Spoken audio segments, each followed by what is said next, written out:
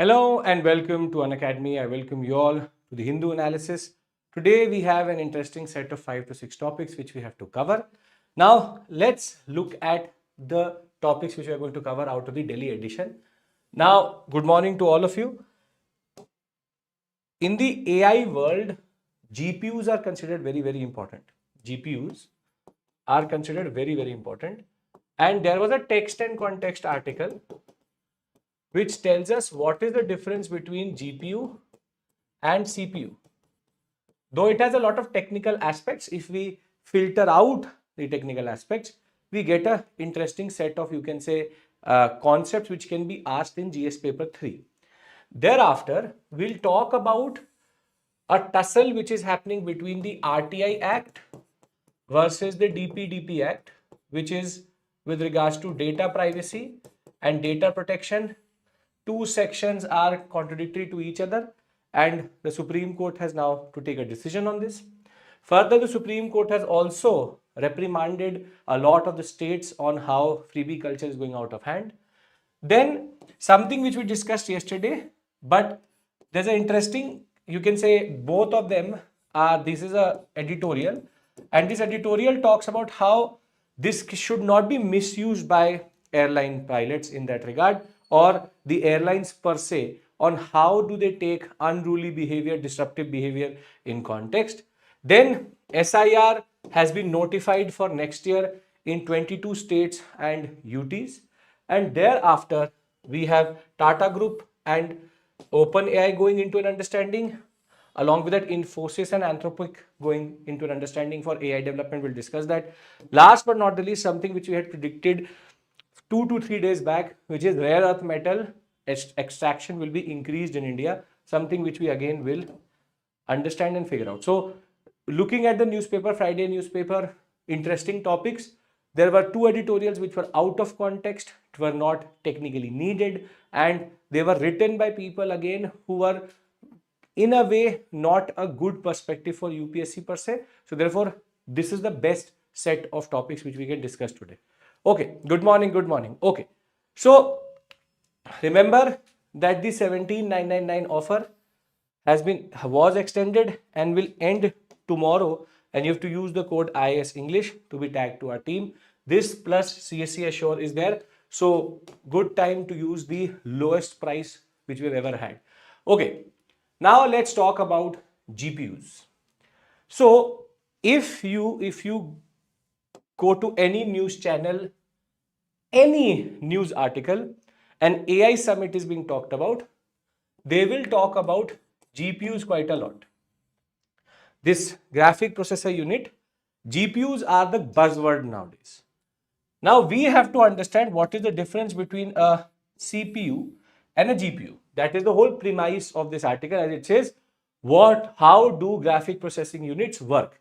Now there's a certain technical aspect to it which is basically useless for UPSC, but there's an aspect which can be used to understand what is a GPU and a CPU. Now let's understand it in the easiest and the simplest way possible, and then we'll keep on complicating it further. See, the CPU is the oldest architecture which we have for computers, and this is the brain of the computer. Now CPU is based on the fact that it has to implement and perform complex tasks. For example, using the RAM, using the ROM, boot up the whole system. The processing unit, the control processing unit has to boot up the system, has to bring in the what we call as different applications, has to run a lot of applications. Complex tasks which don't have to be done parallelly per se, not parallelly, but rather they are done, you can switch between these tasks. CPU is made for this, extremely complex tasks.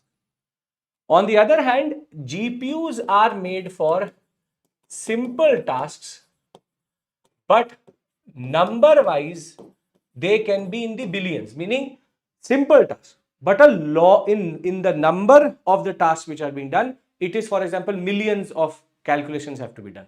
This will be able to do very complex tasks, will take time. A GPU will be able to do a simple task but repetitive, it will be able to do multiple times. This is where the simplistic work and the number of times it has to be done, this is where parallelly, if I have to do three different, you can say, calculations, a GPU will do it better than a CPU. What a CPU will do is, first it will do the first transaction, then it will do the second transaction, then it will do the third transaction. It will basically do all the calculations one after the other. A GPU will do all three together. A very interesting analogy for this is very simple. For example, there were 100 answer copies which had to be checked. Now, if I give one teacher the task of actually checking this 100 copies, it may take a day. What if I give 100 teachers 100 copies to check? Then it will take maximum 10 minutes. So, this is a CPU, this is a GPU. A GPU can perform parallelly multiple, you can say, transactions, but or multiple tasks, but simple tasks.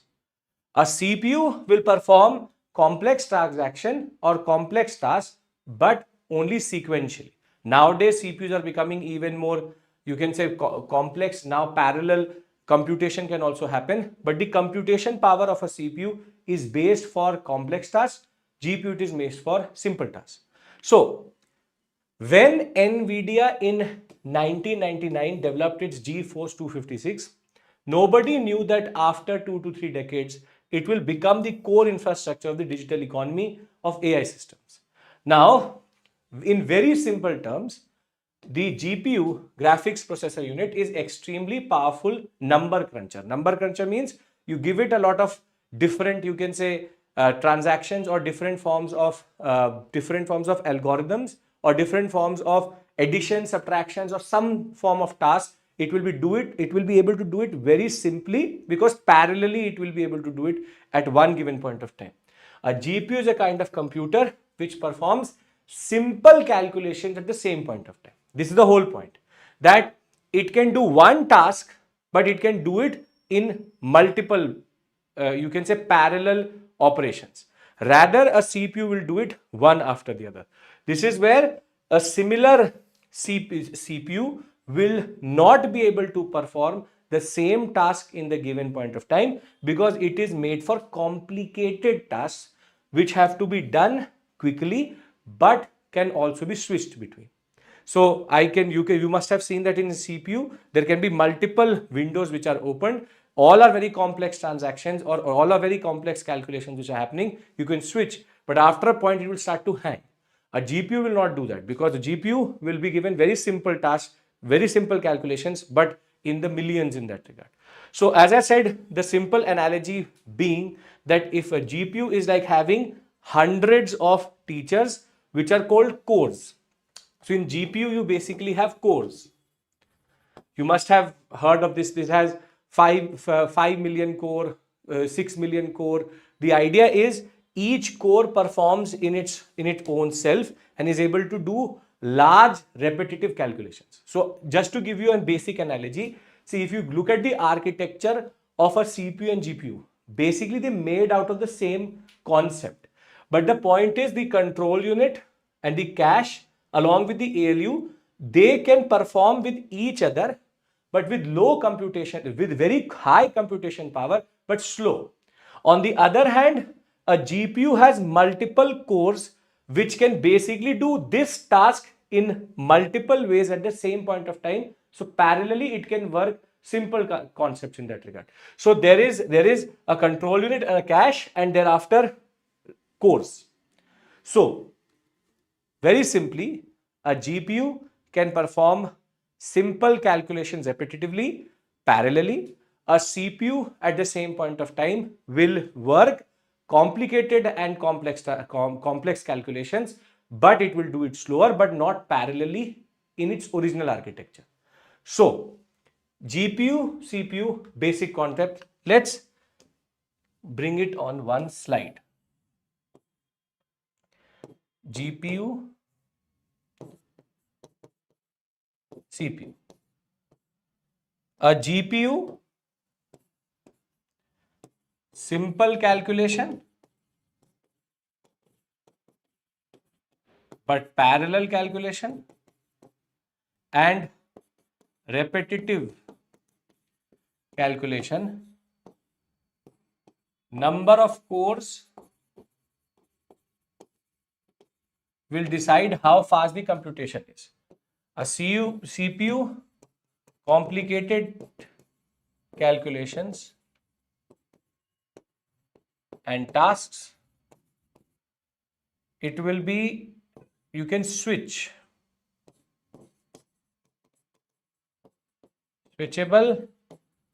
but not parallel, slower. Do we understand this concept? Mostly sequential.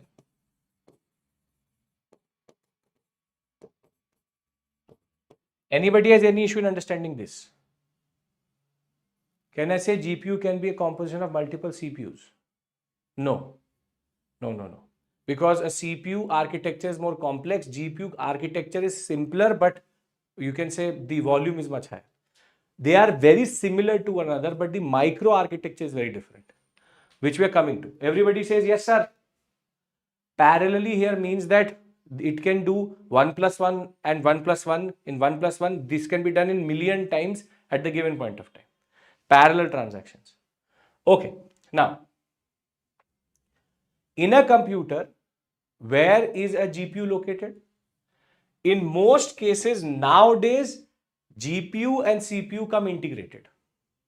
For example, your iPhone has that. So it will say integrated chipset. However, there are certain motherboards in which you have a dedicated GPU slot also. So for all the gamers here or for all the computer enthusiasts here, you would know that you would have two cooling units. One, if it is a separate system, then you would have one cooling unit for the CPU, and the GPU would be attached to the motherboard, would have a cooling unit and would have its own VRAM also, which is called the video RAM in that regard. So one RAM will be for the CPU, one RAM for the GPU also. Sometimes, for example, in laptops, because this type of architecture is not possible, what they do is they integrate the GPU and the CPU in the same chipset. So next time when you see any form of ad from Apple or their launches, they will say we have an integrated silicon chip which has GPU and CPU together. So therefore, we can have both type of architecture. Now comes the question which you asked. Are GPU smaller than CPU, and what is their architecture? See, both of them are based on the 3 to 5 nanometer class when it comes to how they use silicon transistors. The difference is GPU, how the transistors interact with another, and how they compute together is the way. So the basic concept is the same. It's just that how these semiconductors or silicon transistors interact with another is the difference. So architecture is different. So if I have to add an aspect here, both are based out of 3 to 5 nanometer understanding, but the silicon transistors here, the micro architecture is very different from a CPU, very, very different. Because in GPU, they need to basically create what are called as channels or pipelines. Each of the transistors is a single unit. In CPU, they interact with another. But here they have to work parallelly. So when it comes to how they are coming through, nowadays NVIDIA GPUs are much bigger than CPUs also. You must have seen this big GPU units because they can do quadrillion, you can say calculations or transactions at a given point of time. That is the amount of computation power which they have. Now, the last point and the most interesting is, why do neural networks and AI obsess over GPUs? And there are two major reasons for that, and this is very important for UPSC. The first reason why GPU is so important for the AI is they all run on mathematical models. They all run in patterns of data and make predictions. So what they need is to move a lot of data parallelly. So when you need to move data and that too parallelly, you need a GPU. When as soon as you have to do 4 or 5 transactions together, multitask, it has to be a GPU. Second is that neural networks can have millions and billions of parameters working together, and that has to move fast. Therefore, the memory bandwidth of a GPU is much higher. So, what have we learned today with regards to GPUs and with regards to CPUs? What we have understood is a GPU is based on 3 to 5 nanometer silicon transistors. It is known for its parallel computation power. It is known for doing simple tasks. It has a VRAM to itself, and we also take into consideration the fact that GPUs can do multiple transactions, millions of data computation can happen parallelly at a given point of time, while CPU is for complex and complicated tasks. Same 3 to 5 nanometer architecture, but the way the silicon transistors interact is very different. At the same point of time, the reason why AI networks prefer GPUs is because of 2 reasons. One is memory bandwidth,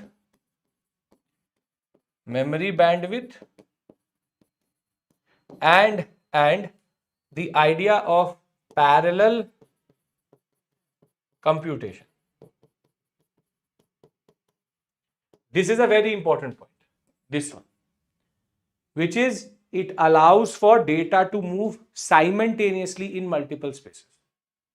That is the reason why this memory bandwidth aspect is very, very important for neural networks. Are we clear? If they ask you this question in the examination, you will be able to answer what is a GPU and how is it different from a CPU. Very simple question, but because it's a buzzword right now, can be asked in the examination also. Memory bandwidth means how many tasks it can do and how quickly it can move the data at a given point of time. Come on, everyone. Technical, I have removed all the jargons from this because we don't have to become a software engineer here, or rather a hardware engineer here with regards to computer science. We just have to understand what is the difference. Okay. Now moving on to the second article, which is based on something more critical and much more problematic, which is how the section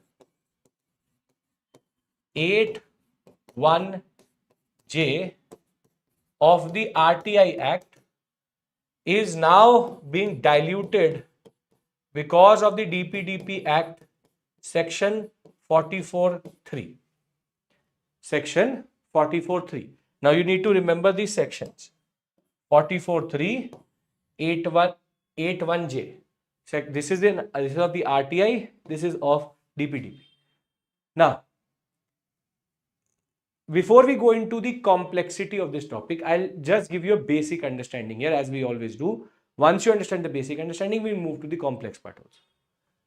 See, section 8(1)(j) of the RTI says that personal information,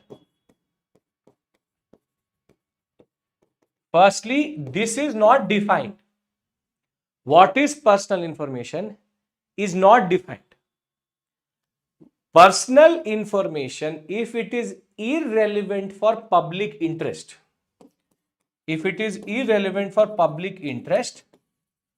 or in public, you can say litigation in an RTI, if the personal information is irrelevant, the officer can take a call and withhold the personal information.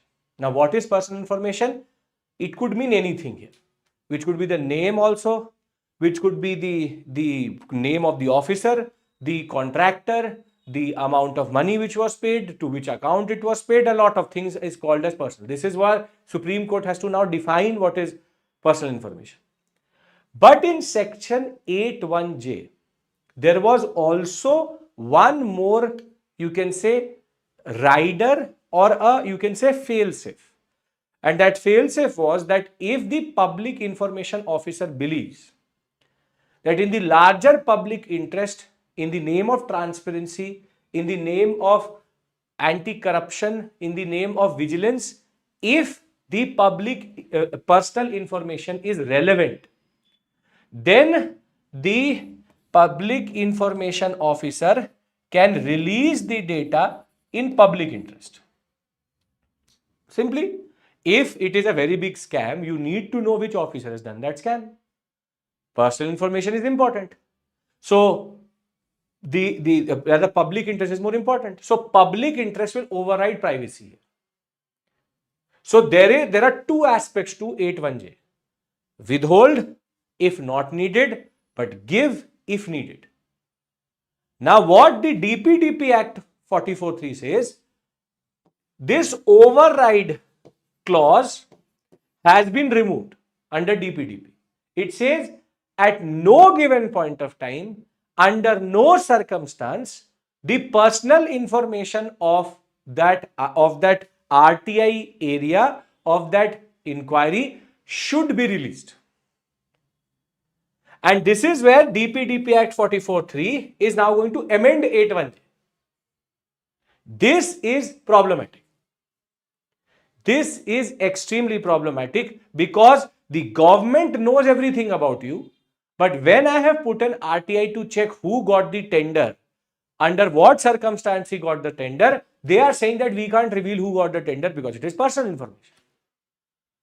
And this is where the Supreme Court has now said that the constitutional bench has taken up this issue under writ petitions and petitions which have come through NGOs, saying that this is a very important constitutional provision or a constitutional conundrum and a constitutional problematic aspect which has come through. We need to define, and we will define, what is personal information.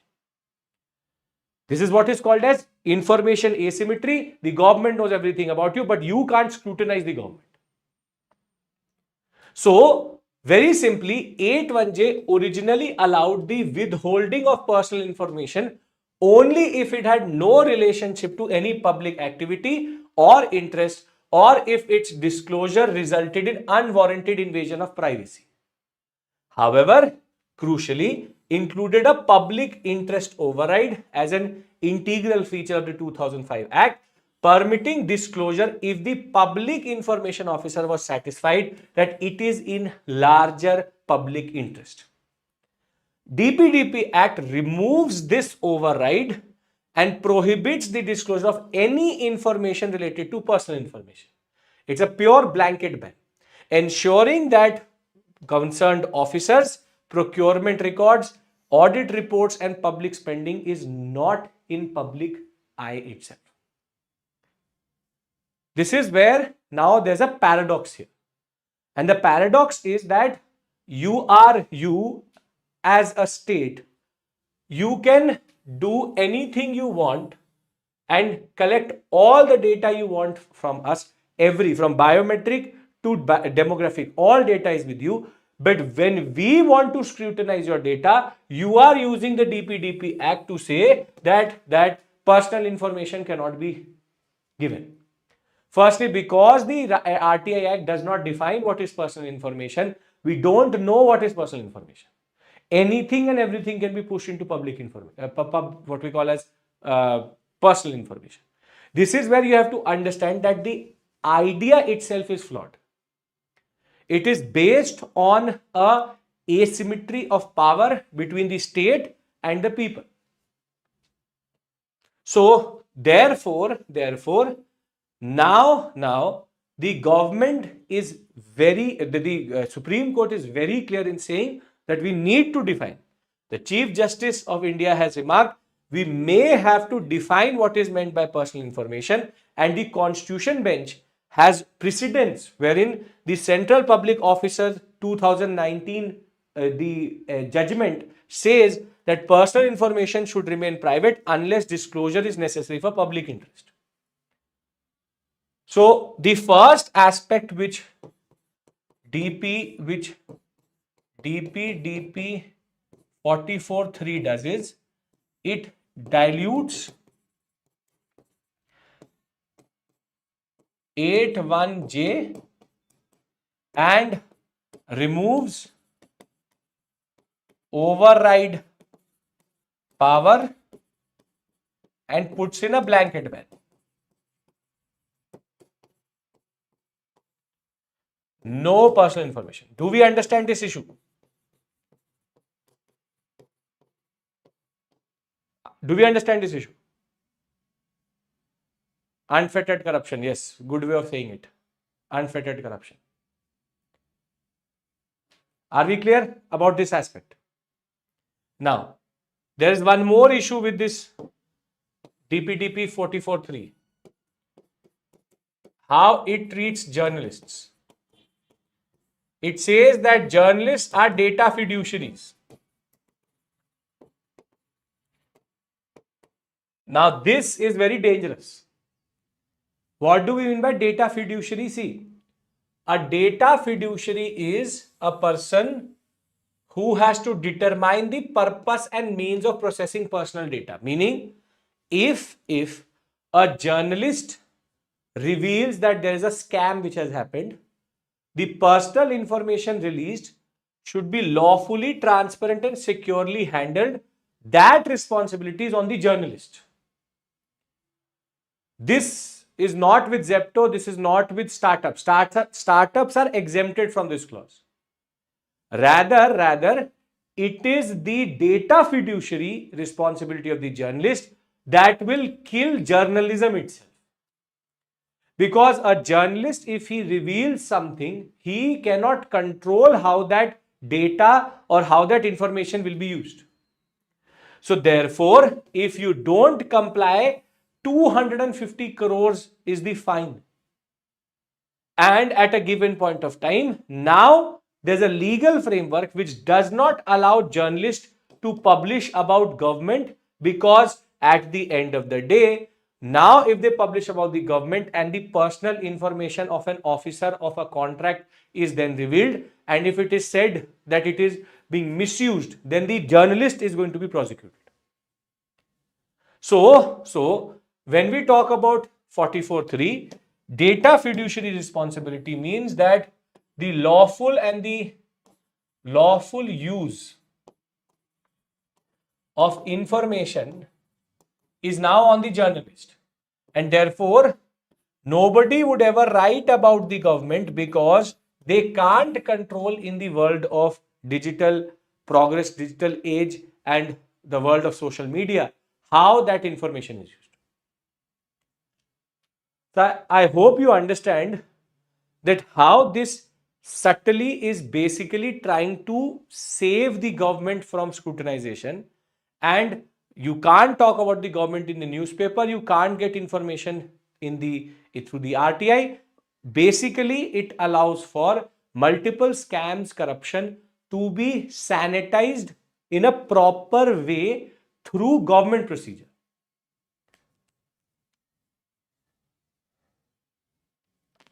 Eight one J does not talk about fiduciary or anything. It just says the need for information or personal information. If it is in public interest, give it. If it is not in public interest, don't give it.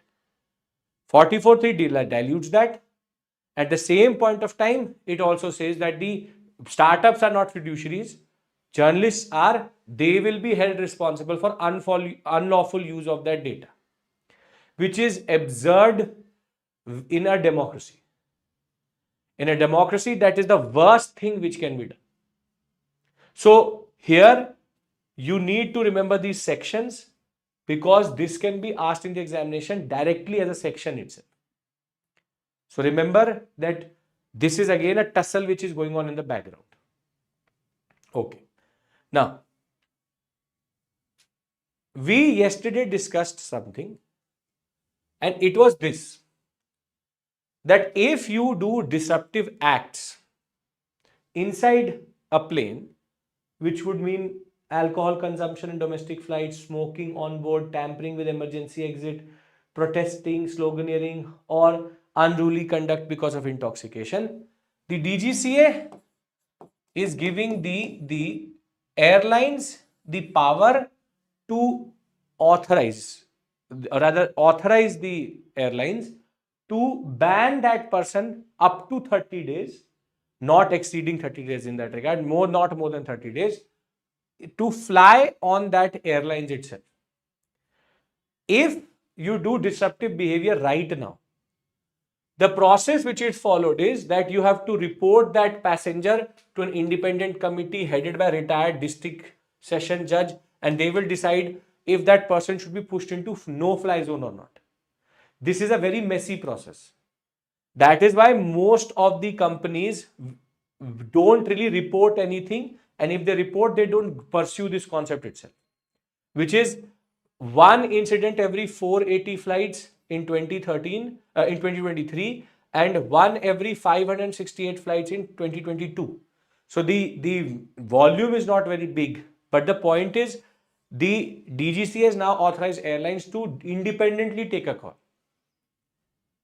But this is also a double-edged sword, and that is what this article points out.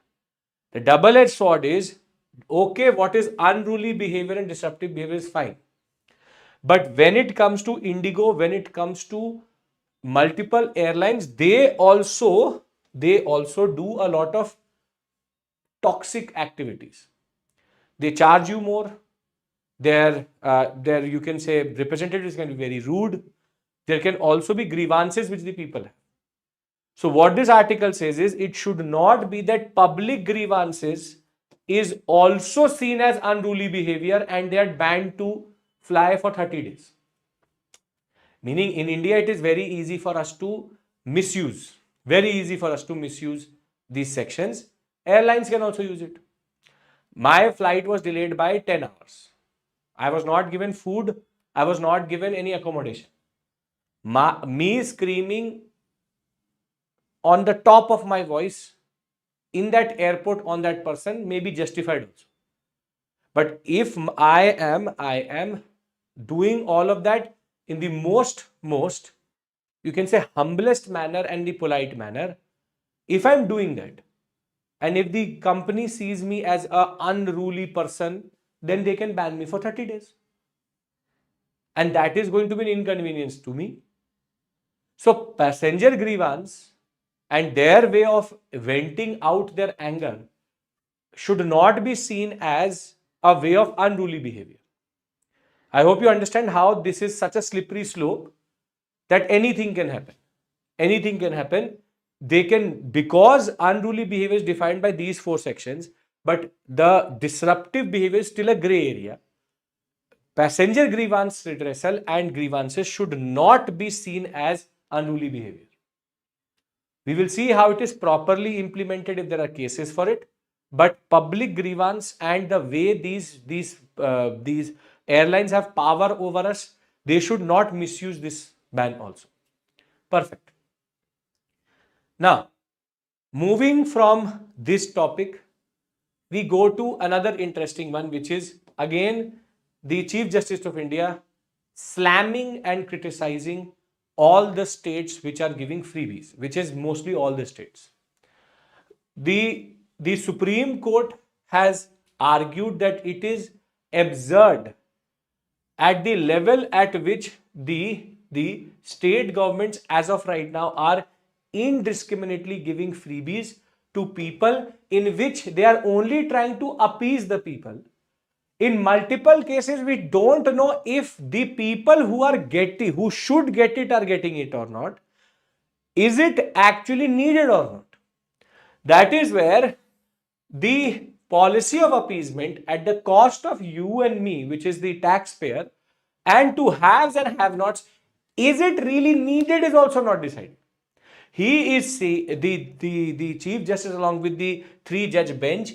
This has argued that revenue surplus states should actually invest in infrastructure. And revenue deficit states should not even do all of these things. But rather than creating medical colleges, schools, hospitals, they are giving freebies, scooties to people. And what is even more interesting is the person who actually has the scooty, does he have the money for the petrol is not asked. So the Chief Justice and the Supreme Court has argued that it is absurd to the level at which they are not doing their job, and if they're doing their job, they're finding it as a favor. And what is the point of giving so many freebies at this given point of time to the people when they don't even need it? So finally, the Supreme Court has taken cognizance of the freebie culture, which is now going out of hand in a way. He has made a very interesting statement where he says it is your obligation to spend money to develop infrastructure, roads, hospitals. Instead, you keep giving scooties, you distribute clothes, food at the time of elections. What is happening in this country? A very interesting line from the Chief Justice itself. He is, as we are, astonished at the fact that how freebie culture has gone out of hand. So this is again something quite interesting. With the Supreme Court sub judice, this is also sub judice. 44.3 is also sub judice. Let us see what is the conclusions which come out. But interesting point that the Supreme Court is now slamming the states also about the same concepts. So what we've discussed till this point is difference between GPU and CPU. I hope that is totally fine. We've discussed 8.1J versus 44.3. We've also discussed the Supreme Court saying that the freebie culture is bad. And at the same point of time, we've understood how the DGCA should make sure that this blanket ban of 30 days, up to 30 days, is not misused by the airlines for stifling their corruption or stifling the issues which the people face, which is the grievances which they have. See, budgetary dhritik, that is one thing. Freebie at the level of state has actually gone out of hand. The public money is spent indiscriminately without even taking into consideration what is actually the way it should be spent. Right? Okay. Now, if you are from any of these states, be ready for the SIR because the Election Commission has now notified it for April of 2026. So the Election Commission has now notified 22 states and union territories, which would include Andhra Pradesh, Arunachal, Chandigarh, Dadar Nagar Haveli and Daman and Diu, Haryana, Himachal Pradesh, Jammu and Kashmir, Jharkhand, Karnataka, Ladakh, Maharashtra, Manipur, Meghalaya, Mizoram, Nagaland, NGT, Odisha, Punjab, Sikkim, Tripura, Telangana and Uttarakhand. That the SIR is going to happen in April of 2026, and they should start to train their BLOs and create the infrastructure which is needed. So this is going to be a Herculean task. What is even more interesting is that 2026-27 census is also planned. The same school teacher is going to get involved in the SIR. Same school teacher is going to get involved in the census. This is where the burden on the grassroots level is going to increase exponentially. We still have to decide and we still have to understand how this will impact the electoral roll. It is again a matter of West Bengal's SIR is right now in the Supreme Court. There will be no Mamata Banerjee going and even arguing against it. But let's see what happens. But the Election Commission is now going full blown. Next year, most of the states, or rather it will be 99% of all states will be covered in that regard. And therefore, it will be a major overhaul in the electoral landscape of India. Is SIR good, bad? And should it be happening as of right now? We've discussed in multiple cases that the Election Commission has the right to do it. However, the way it is being conducted is also problematic. So let's see if the overall demography of India, the numbers add up or not. Okay. The last two topics, straightforward. The first one deals with a deal which has been struck at the AI summit between two giants of India and two major AI giants. One is the Tata Group and OpenAI going together, and Infosys and Anthropic going together. This is where the hyper vault of the Tata will be used by OpenAI. Hypervault is actually Tata-based data centers which are based on green energy, and as of right now the capacity is 100 megawatts. It will be increased to 1 gigawatt, which would be a very big computation capacity which the Tata Group is developing. OpenAI will have access to it. OpenAI will be able to, you can say, host its servers in the data center, the hypervault of Tata, and Tata will get access to the, you can say, premium enterprise models of OpenAI, which will help in TCS. At the same point of time, Anthropic and Infosys have also gone together to use Opus 4.6 in Infosys. So two major giants of India now interacting with the two major AI giants to develop certain spaces for each other and a more synergy based understanding, which is good in that regard. Now, last but not the least, simple straightforward topic. Today we had this type of topics only, small but interesting, is that rare earth permanent magnet production is going to start within a year in India, and the minister has argued that the cabinet has given a nod for rare earth permanent magnet manufacturing of about 6,000 metric tons, and the financial outlay is close to 7,000 crores, and therefore this is going to be a major shot in the arm. If you remember, Germany and India were converging on this aspect. Germany needs offshore windmills. At the same point of time, India can give them the rare earth metals and specifically permanent magnets which are needed. So with this, our agenda for today is sorted, and we have discussed 5 to 6 very interesting things. Remember 81J versus 44.3. Remember the difference between GPU and CPU. Remember that the SIR process is going to be expanded. You should remember that OpenAI and Anthropic are going with the Tata, and Tata is developing a hypervault, which is important. And last but not the least, which is that the DGCA should figure out that everything is used in the process it has been intended, and rare earth magnets are going to be developed in India very soon, which is going to be again a major development with regards to critical minerals in India. So I hope all of this is perfectly fine and in a very efficient manner without wasting your time. It has been completed. Thank you. Take care.